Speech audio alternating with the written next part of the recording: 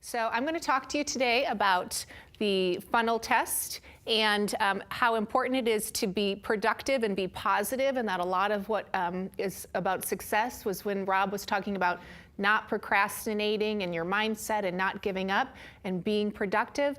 That is part of networking success. This is a foundation that I want you guys to think about. So the funnel test, as you can see here, it has 3 core circles at the top, 3 passions. So I'm going to be working with all of you, and I want you to identify 3 things that you're really interested in terms of your passions. I'm going to give you some examples on the next page. What's important to recognize is that this can shift and adapt over time. I'm going to share what my funnel test results are.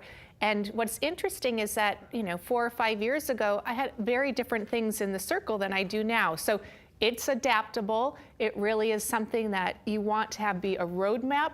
And it's really something where you just are trying to think about, what am I most comfortable talking about? What am I most comfortable if I'm going to be blogging or writing articles? What are the things that I'm the most interested in? Tonality, we'll go a little bit deeper in that, but how do you want to present yourself to the world? Think about performers and artists. Lady Gaga is one, I'll give you an example. Tone for her, what do we think? Bold, right? Eccentric. And so people a lot have kind of a tonality. Do you want to be seen as intellectual? Do you want to be seen as creative? It's important to think about, how do I want to present myself? I'll give you an example. My tonality, and I'll show you my funnel, is inspirational. So I'm hoping to not only inspire people, but I myself want to be inspired by life. I want to keep doing new activities. I was recently at a retail store. I'm not going to name the name, but I was having very bad service, and in my head, I thought, I want to go on Twitter and I want to start bashing this company, right? I was like, I'm going to go on there and tell them how bad their customer service is. I can't believe they're doing this. And I stopped myself and I thought, now, is that inspirational? Is that who I want to be? And it's not. That didn't fit my tonality. So it was a filter for me to say, no, that's not the behavior that is actually the person that I want to convey. So thinking about who you want to be and what you want to convey is really important, because it can be a framework for your actions. It can be a framework for the events that you're going to. The last step of the funnel test is defining a 15-word or less purpose. This is something that is important. Sometimes people will refer to it as an elevator speech, but a lot of times our interactions with people might be, momentarily. Maybe we're having a conversation on an airplane. Maybe you do meet somebody at an event. Being able to articulate what you're interested in, what things you're passionate about. Just like Rob said, he had conveyed that he was interested in animation and was a Chuck Jones fan. Verbalizing that changed his life. So understanding what your purpose is. Now, we know what some of our networking goals are already, because we've talked about it, but also it's like, what are you trying to achieve? Different people are going to have different goals. Maybe someone wants to bring a new relationship into their life. Somebody wants a new career opportunity. Somebody wants to change jobs. It really is whatever purpose is going to help you move forward to live the life that you want to leave, so that you can have more happiness and more productivity. So what's great about the funnel is that it really is the filter. What I've found is that of the people that I've interviewed, the ones that are the most successful, it's a pretty easy thing for them to do, because they're like, oh, I'm interested in photography, in cooking, and in family. They'll quickly be able to identify it. When you start struggling, that basically is a cue that says to me, I need to work on this a little bit. I need to have some more clarity and focus around my purpose and my vision. And again, there's never a wrong answer. This is all about just setting some goals to move forward. So again, with this, it's going to help you build more authentic relationships and a stronger network, and you can start networking around these topics.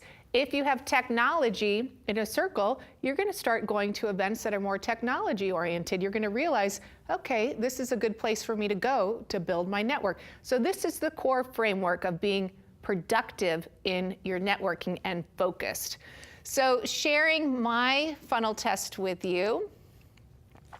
Here I am. I was going to wear that dress today. I might wear that dress tomorrow, so you might see that, as long as it's fine to wear white. So my funnel test, I have storytelling, technology, and health.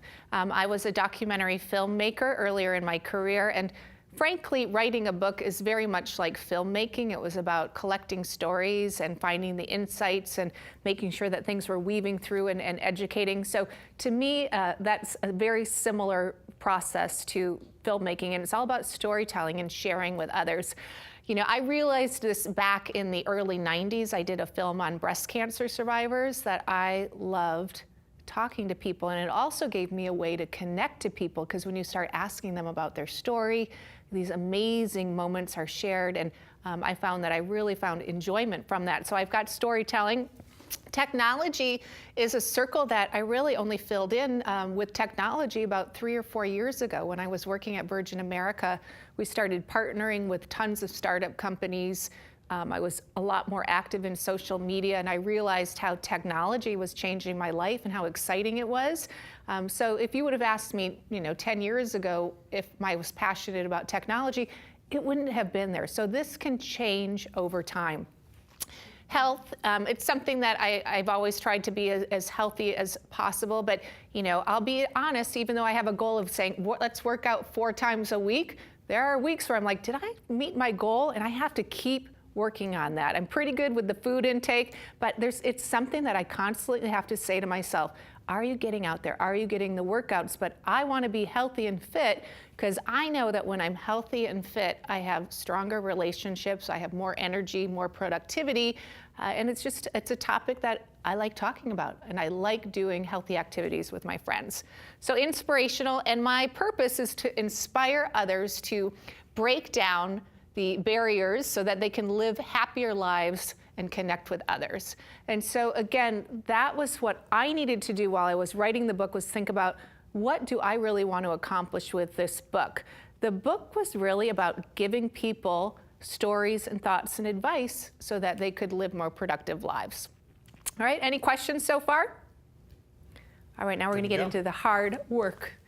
Okay, so using Becky and Nick as examples. Here's Becky, and her funnel is charity, family, and health and wellness. So those are her passion circles. What's important is that the center spot is actually the sweet spot. So where those things overlap, if you can start finding activities that combine multiple sections of your circles, that's going to be an amazing place to be. So when she's doing things with her family that are health-oriented, she also donates money to the American Cancer Society. That's a home run. If she's doing a race that she's doing a benefit and she has her family there, she is in her sweet spot, right? She wants to be inspiring, and she also wants to inspire others to get healthy and get off the couch so they can be around for their kids. So that is Becky's funnel. As you'll see, it's very different than Nick's funnel. And what I want to talk about is that a lot of times the ideas in the funnel are maybe a higher level than the specific tasks that you're doing. So instead of saying running, maybe it's health, like you ladder it up a little bit. You go a little bit higher. So Nick, he's working at Nike, but what he's really passionate about is global affairs, helping others. And then, this is funny and quirky, but he is a car fanatic. And he loves Lamborghinis, he loves his VW bus. He spends hours and hours tinkering on this bus. It's probably a 1970s bus, but he's very into that, and it brings him great joy and passion. So it's okay to have something that's different and unique there. It actually gives us personality and interest. He wants to be optimistic. Again, he is the person that is waving to everyone when he's driving the car. I have never met anyone who is more optimistic than Nick Schwartz. So Nick, if you're watching today, thank you for that. He wants to be a global citizen. He wants to help others and be authentic while doing good in work in his life. He is at a phase in his life where he's really trying to figure out, how do I bring my career to the next level? He enjoys what he's doing at Nike, but he's recognizing that at a certain point, he wants to move up from being an account executive. He wants to do something bigger. He needs to look at what are the things that he's interested in. So he is looking, when he goes to change careers at some point in the future, he'll want more global opportunities, things where he is helping others. He's trying to spread his wings, so to speak, which some of us have already talked about here today. So we are going to start doing the work. So do you guys have your notebooks and your pens? Yep. Yay. Okay, so the first stage of this is to look at your passion circles. So we've got 3 rings, and as you can tell, I have an empty one here. So one of you is going to come up and work with me and write your passions down in your tonality. Actually, maybe I'll have one of you come up now. And is there anyone that wants to volunteer to do their funnel test up on the stage? Teresa, that's great that you raised your hand. I saw you looking that way. Yes. You want to come on up? Sure. Okay, great. So, Teresa, and all of you, you don't think that you're off the hook, because I'm going to be putting you on the spot too. So, there's some questions that I have in the book to help you think about this. So, what are my strengths? It's really important to think about what are my strengths, especially right now, Maggie, you've talked a lot about a lot of the strengths that you have, like knowing what you're good at, identifying these like good things. So thinking about what are some of your strengths? You obviously have the photography, but tell me more about strengths that you have. Well, I think currently in this current funnel today, right now, because I think tomorrow it would change, would be able to connect. Yep. And have heart connections immediately. It's really something I'm so proud of and I've worked really hard on this year. Okay. So connection, health, unconditional love. Yep. For myself. Yep. And for others. Okay, great. That would be a strength. And we will fill in the circles in a second. I want to bring you through all these questions. What are your weaknesses? And the reason, again, not to be all barrier focused and weakness focused, but it's important to know. So what are the things that you're trying to grow, and what are the weaknesses? I think definitely the weakness for me is having the tools to have the self-esteem to move this new business forward. Okay, so it's a new chapter of your life and you want to build some confidence around that. That's right. Thank you. Great. What activities bring you joy? I would say yoga and hiking, all the things that you've mentioned already. So. Okay. Yeah. Good. Now, this is a funny question, but if you were a superpower, if you had a superpower, there was a recruiter that I worked with once, and he asked me this question. He said, if you had a superpower, what would it be? Wow. Maybe Wonder Woman? Wonder Woman. I love it. Yeah. So strong, bold, and confident. Bold and confident. So let's look at your 3 circles. So I heard connecting and people, and so I'm going to have you help me fill in these 3 circles. I heard a couple of things. I heard connecting. I also heard about health. I know because of what you've said about your goals that you really love creativity and photography. But have you any thoughts about the 3 things that you're most passionate about? And there's some sample passions on the sheet too. Well, I wrote basically living healthy. So healthy. And this is the place in the class where I wish I had calligraphy as my handwriting, but I don't. So healthy. Healthy. Relationship. Relationship. So kind of connecting with people. Connecting and so people and community, maybe? Yes, I love that. Okay. Another passion could be, creativity or... well, let's use romance. You want to use romance? Romance and spirituality. I'm spirituality? Like, those are great words. Okay, spirituality. Okay, spirituality. And where these overlap, so things that you feel spiritual and kind of connected with people and you're healthy at the same time, those are the places where you're really going to be living your authentic self. That sounds like yoga to me. That sounds like yoga right there, right? Yeah. Okay, and so what's amazing is if you can bring some of these things both into your personal life and into your business life, you're going to be more passionate about it. And so looking at, not every person can have a job that's based on spirituality or teaching that, but looking at what I'm doing, does it afford me places to live my passion so that I can be a healthy, happy person? So this is really great work. I love it. So we're going to move on. We're going to talk about your tonality. Stay up here, though. You're not off the hook yet. So defining your tone and your authentic voice. Again, I use the example of Lady Gaga as being very bold. Some people are going to want to be perceived as intellectuals. think about your tone and your creative voice. How do you want people to perceive you, and how do you want to present yourself to the world? We've got adventurous, ambitious, caring, glamorous. You could be creative, wild, zany, all sorts of things. But looking at kind of a word that you feel comfortable with. And it might not be on the list. I think inspirational. Inspirational. Yeah. All right, inspirational. And you're already doing that with your photography, and so now you're expanding the business. I am. Okay. Are you guys working on your tones down there? Are you working on your funnels? I have a question about the tone. Yep. Do you recommend picking only one word, or could you pick two to sort of act as complementary tones? Yeah, that's a great question. You know, the funnel is to be directional only. It is easier if you have one tone of voice that you can kind of focus in on. You know, friendly, smart. But if you're really in conflict and two things are speaking really strongly to you, it's fine. This is your funnel. It's your direction. And at a certain point, one tone might come back. The thing that's important to do, though, is to recognize that what you're communicating, how you're behaving, what you're writing, all of those things are going to have a tone, and that a lot of times we just don't think about it, right? And so you want to have actions that are in an honest and in a way that's filled with integrity based on how you want to live. All right, so this next section is a little bit harder. It's a little bit more challenging, but it's putting together your purpose. Right? And so clarity of purpose, again, businesses that have clarity of purpose are going to be more successful. And so what I want to encourage you guys to do is to think about a purpose.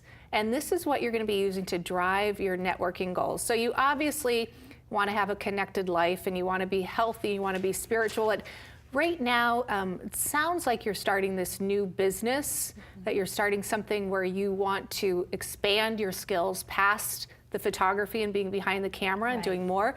So tell me about that. If you had to say in 15 words or less what you're trying to do right now, your life purpose, how would you describe it? Well, as I wrote down, mentoring, inspiring others to see their value. Okay. Which brought up a whole interesting aspect to failure, is where I feel like I've failed in life, is really where I would love to help others see where they can shine. And so helping people find, is it a creative their process? Value, their creativity, whatever it is that they feel Mentoring. Like they've made their that their lives aren't working. Others. Getting curious about who they are. Okay, so mentoring others to live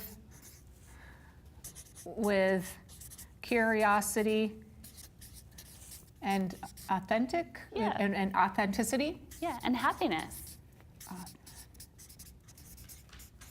Okay.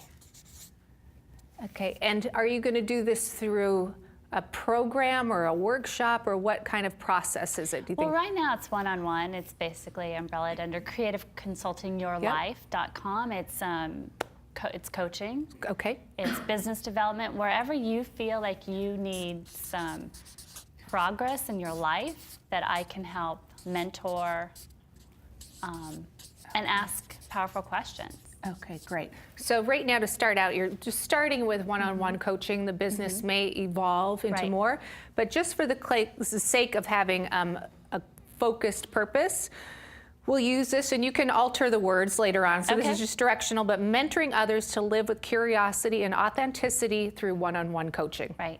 That's a very clear, defined purpose. Beautiful. I love it. Great. All right. So thank you, Teresa, for sharing that.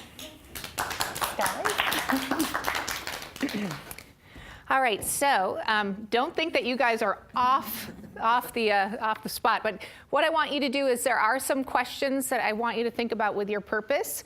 Will my purpose bring me happiness? Now, I've had people in the past that I've worked with, maybe they've said, I want to be an actor.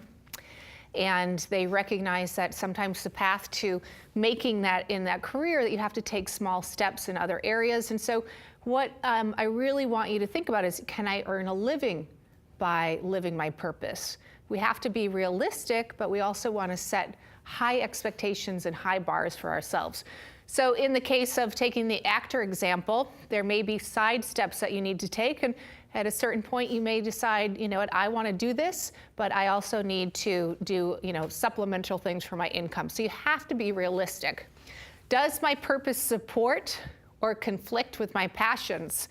For example, if you have a purpose that is all about, you know, farming and gardening and being involved in the environment, but then you have nothing like that in your passion circles, there may be a conflict. So is it funneling down? Well, Teresa's taking her example, people in community. She wants to start mentoring others and build her community, helping people be happier and spiritually sound.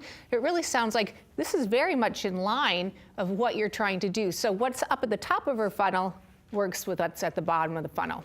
Okay? Make sense? So a couple other questions to ask. And it sounds like we have a question from the online audience. We've got some people who are sharing their three. If you're yeah, I interested would in love hearing. that. So we have Gina Hart, who says, my passions are 1, health and fitness, 2, fashion, and 3, empowerment. And she says, so many people have told me I have to pick one and narrow down, and this funnel chart really helps. Good. Yeah, that's great. Well, I love that. And you know, use the funnel and remember, like, you don't have to feel overwhelmed by it because it can adapt over time. Yeah, we've got a few more here. Needy says, number 1, people and networking. Number 2, design, branding, visuals. And number 3, public speaking. So the sweet spot would be visual communication speaker. Great, I love it. You know, one example of that, when we were talking about the introvert question earlier on today, there's a gentleman that I met at a conference. He saw one of my presentations and he started using the funnel test. He was very shy in the past and it was hard for him to connect with people. And he recognized that his 3 passion circles, one was entrepreneurialism, one was family, and one was technology. And so when he went to events, if he started conversations in those areas, he realized that he was comfortable. And the giving back and the adding value, which we talk about later on, he thought, if I just bring value to a conversation and talk about these things, I'm gonna feel good. And now networking has changed his life, because he realized what he was comfortable talking about. So that's really like putting a funnel test into action is really putting it all together. So what's blocking me from living my purpose? So I want you guys to really think about, Teresa, since we've got you here as the example, is there anything that's blocking you from doing the one-on-one coaching or from helping people achieve this?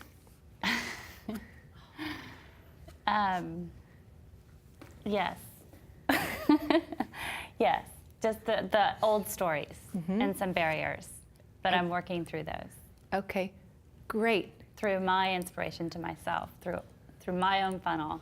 So it's interesting to see it. I want to take that home and put it on my vision board.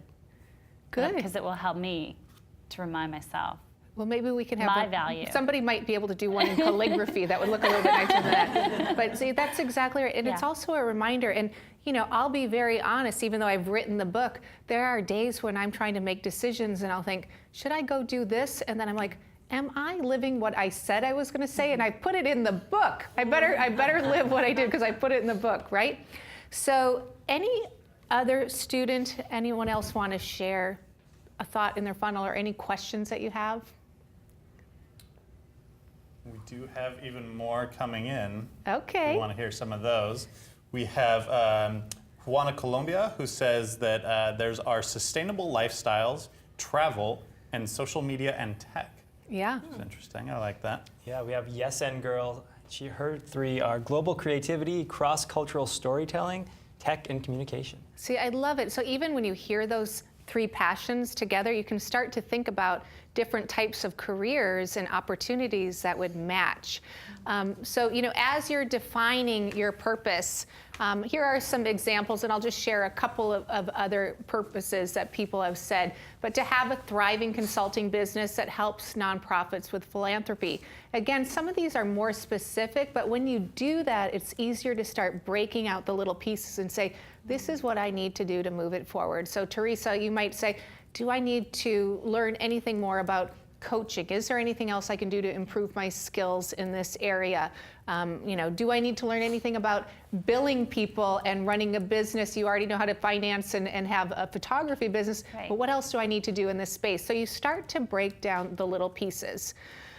Someone else might say, I want to thrive as a creative professional and a photographer. A lot of people that are watching are in the creative space. That's a great, very well-defined purpose. I want to promote new ideas in the green energy marketplace to reduce pollution in the future. That's a very lofty and ambitious goal.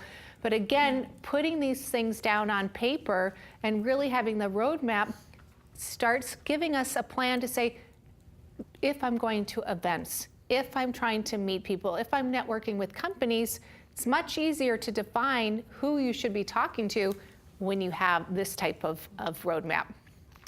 So what I would ask you to think about is, sharing your funnel, and we do have a lunch break coming up, and what will happen is if you share your funnels together at lunch, instantly you're going to know more about each other, right? You're going to know more about what the person is interested in, what you're involved in. There's going to be more connection. So as a group and also online, keep sharing in the chat room, but share that information. You can get to deeper, more authentic relationships with people when you start sharing on this level and you actually say, these are the things I care about. These are the things I'm interested in. It's very, very powerful. The next thing I want you to think about is if you are cultivating your passions based on your funnel chart. So, for example, using my funnel chart as an example, I had storytelling, health and fitness, and technology. And so what am I doing to build credibility? David, you had said earlier about I want to be more of an expert in a space. What am I doing to build the credibility? What am I doing to network around my passions? So if you break out your funnels, you create a little chart like this. Storytelling, I want to finish my book. I accomplished that one. I have also said I want to take an improv or a comedy class. That I have not done yet, but I do want to do that. I think it would be fascinating to take an improv class. Dick Costello, the CEO of Twitter, was an improv artist before being a CEO, and there's a lot of benefit to learning to listen in a room and how to network and make sure that you're interacting with people. My health goals, I want to hike and swim with friends and also train for a running race. In my younger years, I did marathons, and I haven't done one since I had a daughter 11 and a half years ago. I think it's time for me to give up the new mom excuse, right, and get back out there. Technology goals, I consult with tech startups and I read a lot of the online journals.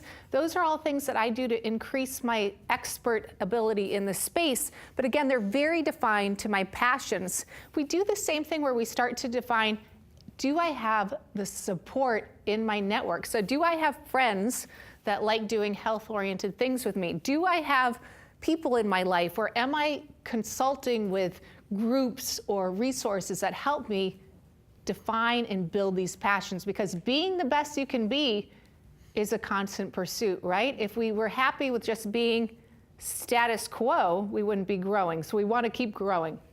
Okay? Any questions about this chart? All right, well, after lunch, I might ask you guys about it. How about from the online audience? Any questions? I think we're good for the moment. Yeah, everyone is following along and kind of participating, so this is good. Great. So I'm going to share one story about Michael Mina, who is a celebrity chef. Some of you have probably heard about him. He's quite popular in the Bay Area. But Michael, I met him through Virgin America, and he was a frequent flyer of ours. And part of my networking at the airline was that I always looked at who the top 100 flyers were. So again, looking at the people that are, in the network, and you want to create stronger relationships. And so what I had done was I sent out, have you ever seen those little model airplanes? So to the top 100 flyers, we sent out model airplanes. And so I sent Michael one. I said, thank you so much. I love that you're flying on us. And so now we had this connection of this airplane. I kept running into him at events, and I said, hey, it's Porter. I'm with Virgin America. And he stopped me, and he said, that little airplane that you sent me, it sits next to my little boy. He's got 2 sons. He sits next to my son's bed. He travels nonstop. He has 18 restaurants. Whenever he goes out of town, he'd say, I'm going on Virgin America to Vegas. I'm going to Orange County. And so we had this bond in this connection because of a very easy gift that I gave him, right? So Michael and I became friends, and I ended up interviewing him for the book. He was born in Egypt. His parents then moved to Washington, and he was growing up on kind of a farming area, and he started working at a cafe. So he was in high school, and he realized that he loved being in restaurants when he was very young. He loved that intensity. He felt connected to the passion of restaurants. Now, what do you think happened when Michael went back to his Egyptian parents and said, I want to be a cook? What do you think the answer was from his parents? No. That's right. Why do you think no, David? Because they probably wanted to be an engineer or something else that would make a lot of money and be more respected. Exactly. That's exactly right. They said, you know what, we're from Egypt. What you need to do is be a doctor, or an engineer, or a lawyer. You cannot be a cook. But he stayed true to his passions. He ended up going to college, but he said, well, I'm going to keep working at it. He worked in the Space Needle in Seattle as a sous chef. And so he kept focused on his passion for food. So this is important because a lot of times these miracles don't happen overnight, right? So ultimately what happened was he kind of negotiated with his dad, and he said, you know, after a couple years of college, if I still love cooking, will you let me pursue it? So he kept trying to build up his passions by networking with the right people. And what happened, and I remember when he was telling me this story, I actually got kind of emotional. He said that his dad one day, he called him into his office and he said, Michael, I've been doing some research, and I've realized that your love for cooking is not going away. And if you're going to do this, you need to do it right. You need to go to the Culinary Institute of America. Let's see if we can get you in. And I've already called, and I've gotten an application, and here it is. So his parents ultimately came around, but he stayed very focused. He kept networking, and now with his 18 restaurants, many of the people that work with him have been with him for years. He was one of the youngest chefs, executive chefs in San Francisco. He was the executive chef of Aqua at age 23. So again, being focused, and you're never too old to focus on something new. The fact that I've written a book at my age, and I won't tell you my age, but you know, you're never too old to do something new. It's very, very exciting. So I think Michael is a great inspiration, and he's a person that, again, clear funnel test. He is very interested in food, in his family and community, and he stayed very focused on it, and he wants to inspire others to really enjoy food too. So with that, I do have one more little exercise for you, but I wanted to just see if any of you would share some of your funnel. I'll share mine. Great. They really helped me to kind of clarify some things, and it's interesting when you just do something simple like this, and you're like, wow, this makes so much sense. Like, it's in your brain, but until you like look at it on a piece of paper, you're like, wow, I kind of get it. So my 3 funnels, one was spirituality/service, the other's creativity, and the third is connection. Relationships, I guess. Yeah. I was kind of fighting for the exact, single word. And my tonality was sincerity, and my purpose that I came up with, to be of sincere service in bringing my creative vision to my business and relationships. I love it. I love it. And I'm so glad you're at Creative Live, Me because too. you're doing all those things. It's It perfect. fits. It's really It fits, perfect. I know. right? It's destiny. Wow, that's great. Anyone else want to? David? So my passions are technology. I've loved to program ever since I was a kid. I remember having my first TRS-80 color computer with 16 kilobytes of RAM. So that's a long time ago. Entrepreneurship, like building businesses, and third is family, because we have 2 kids. And my tonality, I'd like to be enthusiastic, and that's something that people have told me before. And my purpose is to build successful businesses by developing innovative software solutions. I love it. That's great. And you know what? It reminds me of a story. Recently, I was at a dinner with some friends and some teenage-aged kids, and we were going around the table and we were talking, and somehow the gentleman that was with me, he's like you, a similar profile to you, where he's building things and he's doing more engineering type stuff. And he said, "Oh, I'm a tech guy," and all the kids were cheering. They were like, "Wow, that's so cool." Whereas like in the past, tech was seen as geeky, but now everybody, like, if you're living your true thing, that's what's cool, right? And that's really exciting. So I love that your funnel test is really clear and defined. The whole story of Michael Minna really spoke to me, because I actually went to law school and graduated, and I think my parents wanted me to go to law school, and that's what I did. But then after I left, I just totally shifted gears and went to startups and just did that ever since I graduated. So I'm much happier. Yeah, good. And I bet your parents are very proud of you. They are? Yeah. But they still bother me to take the bar exam. And so I still haven't taken it after 14 years. Still haven't taken it yet, but they want me to take it. Yeah. Well, that may never change, right? That may never change. Yeah, my mom still sees me as a 20-year-old, so that that will never change either. Anyone else want to share? Great. Mine. I said my passions were community, technology, and entrepreneurship. My tonality, I'd like it to be collaborative. And I said that my purpose was to develop communities and facilitate opportunities for people to connect and build new relationships. Great. It's great. And a lot of what you're doing now with the events and connecting people, so you are on a good path, but doesn't it feel good to articulate it and kind of see it on paper? Great. The last exercise that I have for you all to think about, and then we'll just kind of review some of the top tips in this section. But I am, again, a big believer in kind of the positive mindset and keeping things very much in the forefront. So creating a manifesto, here's just one. It was a simple one that my sister actually had found online, and she gave it to me. And I keep this by my work area. Make your own path, never stop learning, look at your goals every day, collect experiences, not things, believe in yourself, and ignore doubters, especially when in your own head. That's great. Right? So I want you guys to think about if you want to have a manifesto, and if that's something that can help you. And it's really, again, positive words, repeating things back. Jeff talked a lot about that, about kind of staying focused. He was constantly reading books in the area. It's important because you want to stay on this positive track. The next thing I just want to talk about here is that the top tips, and then we're going to move on to positive productivity before we go to lunch.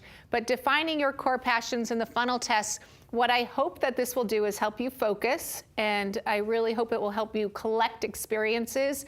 I've found that people that are really being more experiential in their life and focusing not just on the money, but what they're learning and how they're growing, tend to have more success. Review your strengths and weaknesses.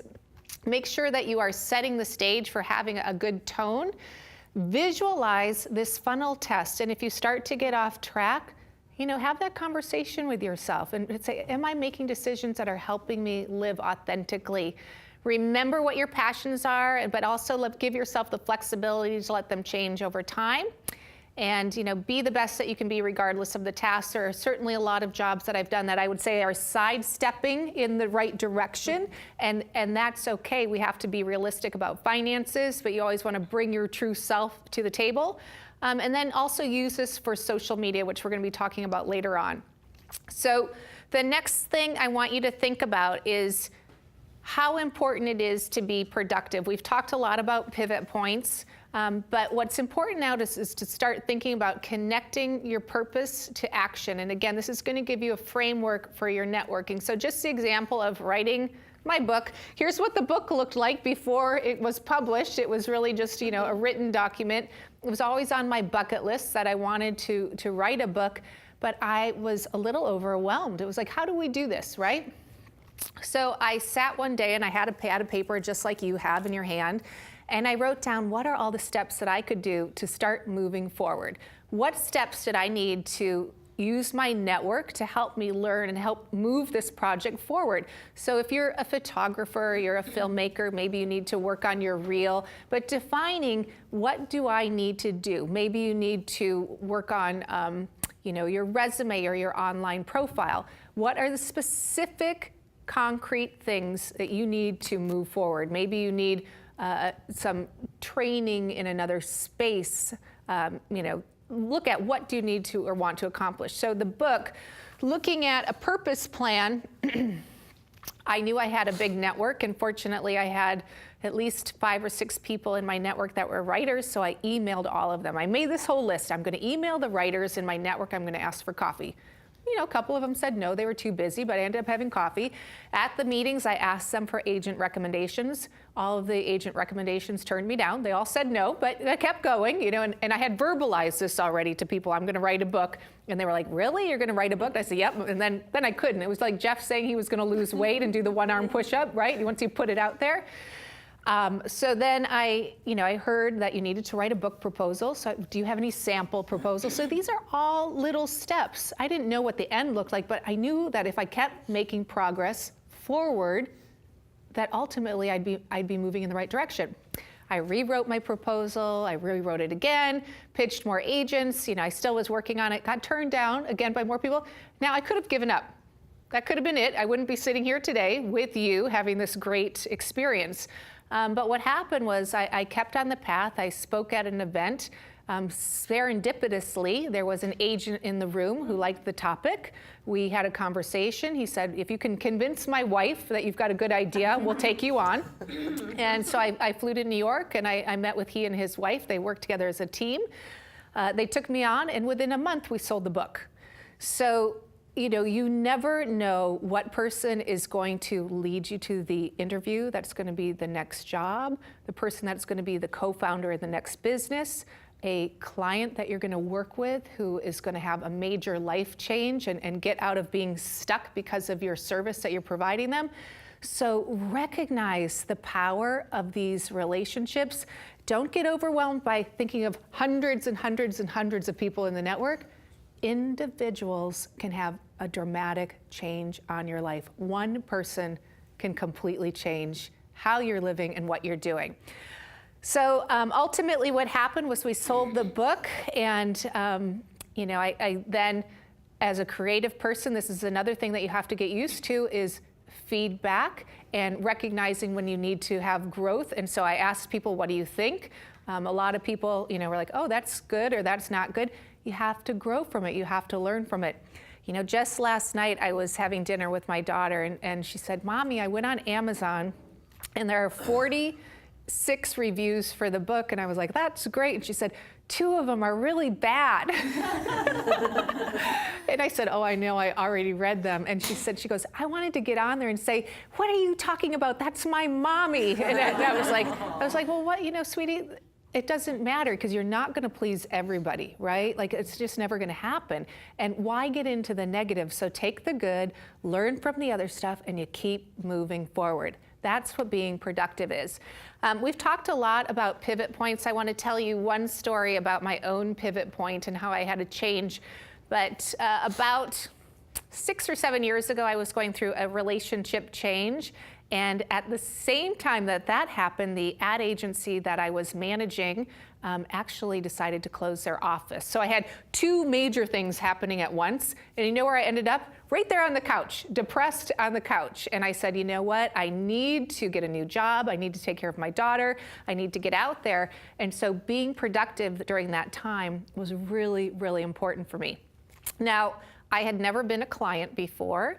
But what happened was I told people in my network I'm looking for new opportunities. I took freelance jobs at the same time. I started interviewing. There were lots of things that I didn't get. And then someone in my network said, hey, Virgin America is looking for a VP of marketing. And I thought, well, that sounds pretty exciting. A new airline, it's entrepreneurial, it's got this great tail fin, Richard Branson. Now, I could have said, I'll never get it. I've never been a client. Why bother going for it? That's the easy way out, right? But I also knew that I needed to have income at that time, and I needed to move forward. So I thought, why not go for it? What I didn't know is that the CEO at Virgin wanted someone with an untraditional background, with no airline experience, because he wanted someone that would look at things differently. So you never know what's going on the other side. So I interviewed there, and you know, ultimately I got the job about a month later. Surprise, surprise, right? We can raise our bar and go for things that we haven't in the past. And that changed my life. I met, you know, thousands of people. I learned so much. I ended up, you know, really getting a career that had more notoriety. I moved from one kind of level to the next level, and it's because I took a risk and I believed in myself. Was there fear? Yes. Were there times where people were saying, can you do this? And I thought, well, I guess I can. I have to now, right? I was knee deep in it, right? So again, these pivot points can be amazing moments of growth. Another example, just a quick story of that, there's a woman who's in the book, Rachel Masters. She used to work for a company called Ning. And one day, all of a sudden, surprise, surprise, the owner of the company said, I'm sorry, but we have to let you go. She was shocked. Fortunately, she had saved some money, so she decided to take a little bit of a recharge cycle, and she went to Bali, and she joined a little surf camp. It was a goddess surf camp. And she said that all the women, she said, oh my gosh, at night the drinking would start, and they'd all be complaining, and she realized her life was pretty good, and that there was a woman who kept saying, let's go to fortune tellers. Let's go to healers. Let's go to, and there's nothing against fortune tellers or healers, but Rachel had a moment where she realized she could make decisions for her life, and she didn't need someone else telling her her fortune, that she was in control of your own destiny. So all of you, it's important to recognize if you want to do something bigger, if you want to do something differently, if you want a new career, you can do it. You all can do it. There's nothing that's holding you back. So questions to ask with productivity. Am I good at collaborating? Collaborating is very, very important. There are some career paths, like being an engineer, you're probably a little bit more heads down, but it's really important to look at success comes out of collaboration and being open and connecting with people.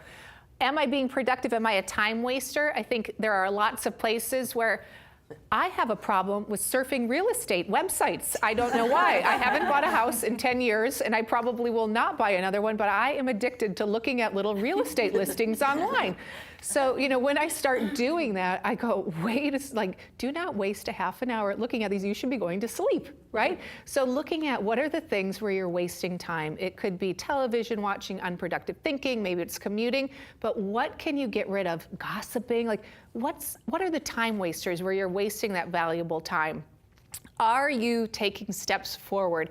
The purpose plan, I want all of you to think about what is one thing that you've been putting off that you should be working on to move you towards your goal.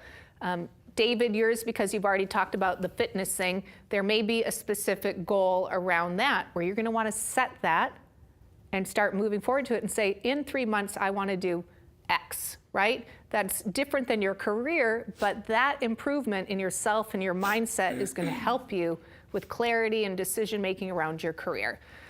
So are you maximizing these pivot points and these changes? So even Maggie, looking at kind of the technology and what you want to do with your career, maybe you get a little bit deeper and you think about, well, what are the companies that I'm interested in? What are the specific things around it, and how can I start moving towards that? So another last thing, positive productivity, a couple things, Nick, Becky, and Jen. Some examples, Nick, he also, even though this is not a weight loss class, that's not what it was about, but he did do the P90X, and he did that with his community, and that was very important. They did a lot of sharing. Becky also has been working with a business coach. Jen has been finding that going to a community garden is giving her a lot of productive mindset, and she likes pulling weeds, and that gives her kind of like a meditation. So different people are going to find this productivity in different ways. There is an amazing book that is called Little Bets by Peter Sims that I recommend. And in Little Bets, it is all about this, that miracles and big accomplishments come in small steps. He interviewed people like Frank Gehry and lots of comedians. And comedians that are on stage and they're cracking every joke, it's not happening overnight. You know what they're doing beforehand? They're going to a bunch of small clubs, practicing things and seeing what works.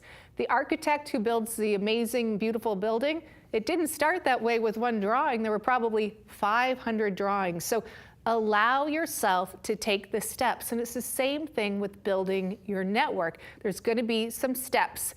So what I want you to think about during the break is what purpose plans can you create to move your passions and your purpose forward?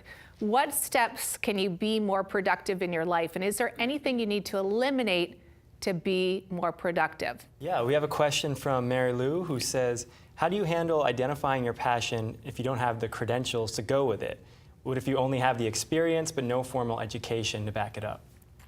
Well, what's great about that is there's so many opportunities for learning so that you can build your credential through online courses, online learning, resources, books. And so I know a lot of people that are very self-made. And so I'm not sure what the passion is, but often, unless it's things like being a doctor where you need to go to school, but there are lots of ways to grow your credibility in an area and to find out about your passion by just getting involved, either through technology or online groups or communities.